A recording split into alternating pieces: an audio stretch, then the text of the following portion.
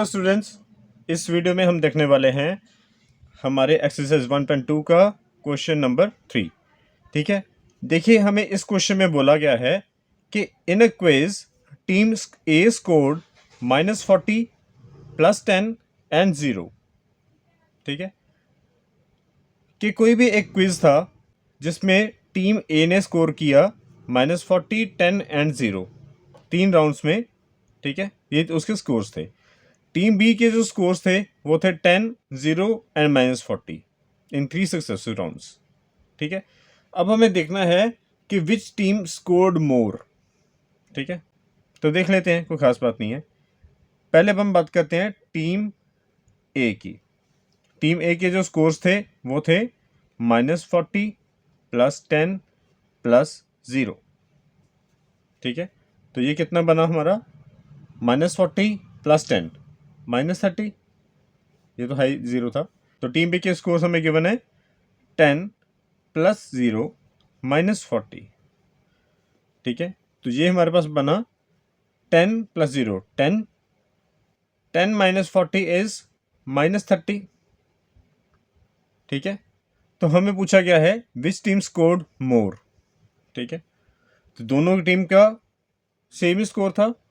ठीक है, तो हम बोल सकते हैं कि both the teams A and B scored the same total number of scores. ठीक है, ओके।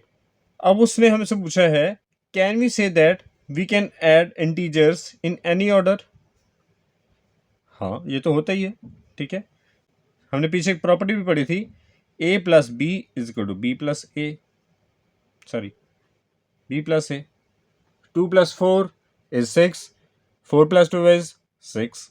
तो हमें ऐसा कोई सीन नहीं है, हम किसी भी ऑर्डर में हमारी एडिशन कर सकते हैं, एडिशन इंटीजर्स की। ठीक है, क्लियर है? ओके। तो स्टूडेंट्स, हमें क्वेश्चन नंबर 4 में गिवन है filling the blanks to make the following statements true. ठीक है, ये हमने फिलिंग द ब्लैंक्स करनी है। ठीक है, और इस क्वेश्चन को करने से पहले आपको आपकी जो प्रॉपर्टीज़ मैंने आपको पहले पिछली लेक्चर्स में करवाई हैं, ठीक है, वो आपको क्लियर होनी चाहिए। ठीक है, ओके। तो वो प्रॉपर्टीज़ कौन सी थी? Closure property, commutative property, associative property. ठीक है, तो चलिए मैं ये मान के चल रहा हूँ कि आपको प्रॉपर्टीज़ याद हैं। ठीक है, ओके। तो देखिए, हमें जो पहली फिलअप है उसमें हमें बोला गया है -5 + -8 = -8 + डैश। ठीक है, कहने का मतलब है a + b = b + a। ठीक है, तो ये कौन सी प्रॉपर्टी होगी हमारी? Commutative property. तो यहां पे मेरा आएगा -5, कौन सी प्रॉपर्टी के साथ? Commutative property. ठीक है, सेकेंड पार्ट है हमारा -53 + डैश = -53। ठीक है, तो ये भी हमने पढ़ा था कि किसी भी इंटीजर में अगर हम 0 ऐड कर दें तो उसका रिजल्ट है सेम इंटीजर। ठीक है, तो -53 हमारे पास एक इंटीजर गिवन है, उसमें हम अगर अपना 0 ऐड कर देंगे तो वो सेम ही अपना इंटीजर आ जाएगा -53। ठीक है, तो ये कौन सी आइडेंटिटी है? Additive identity. तो ये जो मैंने आपको स्टार्टिंग में रूल्स करवाए थे, रूल्स ऑफ इंटीजर्स, उसमें हमने ये चीज़ कवर करी थी। आप पीछे जाके चेक भी कर लेना। ठीक है, ओके। अब हमारा थर्ड पार्ट में गिवन है 17 + डैश = 0। ये भी हमारे रूल्स ऑफ इंटीजर्स में गिवन है। सेम ही प्रॉपर्टी लगेगी एडिटिव आइडेंटिटी कि 17 में ऐसा क्या प्लस कर दूं कि आंसर मेरा 0 आ जाए। तो आंसर विल बी -17। क्यों? प्लस और माइनस माइनस हो जाएगा, 17 में से 17 माइनस किए तो आंसर मेरा 0 आ जाएगा।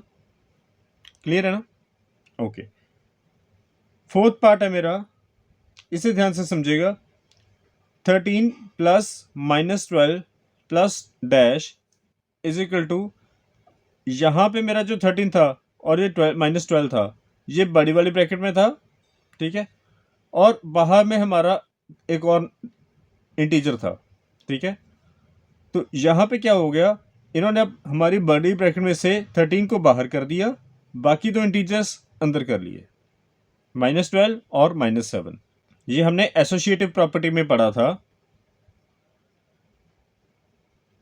क्या कि a प्लस b, ये हमारे पास कुछ बड़ी ब्रैकेट है, plus c is equal to a plus b plus c,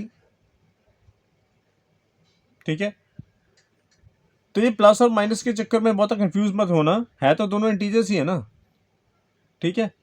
13 भी एक इंटीजर है जो कि a है, -12 भी तो एक इंटीजर ही है, वो b है, ठीक है। c हमें फाइंड आउट करना है, तो इधर में देख लो, a हमें 13 गिवन है, सॉरी a हमें 13 गिवन है, प्लस b हमारे पास -12 गिवन है, तो c हमारे पास गिवन है -7। तो इधर हमने क्या फाइंड आउट करना था, c तो फाइंड आउट करना था, तो इसका आंसर आएगा -7। प्रॉपर्टी कौन सी लगाई हमने, एसोसिएटिव प्रॉपर्टी, क्लियर है, ओके। अब देखिए हमारे फिफ्थ पार्ट में गिवन है -4 ब्रैकेट से बाहर कर रखा है, plus 15 plus -3 is equal to -4 plus 15 plus dash. Same ही प्रॉपर्टी लगेगी नीचे वाली, एसोसिएटिव प्रॉपर्टी, ठीक है। इसमें हमारा a है -4, b है 15, c है -3, ठीक। तो इस तरफ में हमारा a और b तो गिवन है, c नहीं गिवन है ना, तो इसमें हमारा c क्या था, -3, तो हमारा -3 आंसर आ गया, क्लियर है।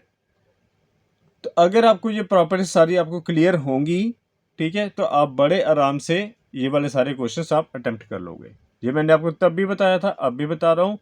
आप एक बार मैं आपको फिर से बोलूँगा कि अगर आपको प्रॉपर्टीज़ नहीं याद, ठीक है, तो पहले आप एक बार प्रॉपर्टीज़ का ओवरव्यू लेके देन इन एक्सरसाइज को अटेम्प्ट करिएगा, बहुत ईजिली आपको हो जाएगा, ठीक है, क्लियर है।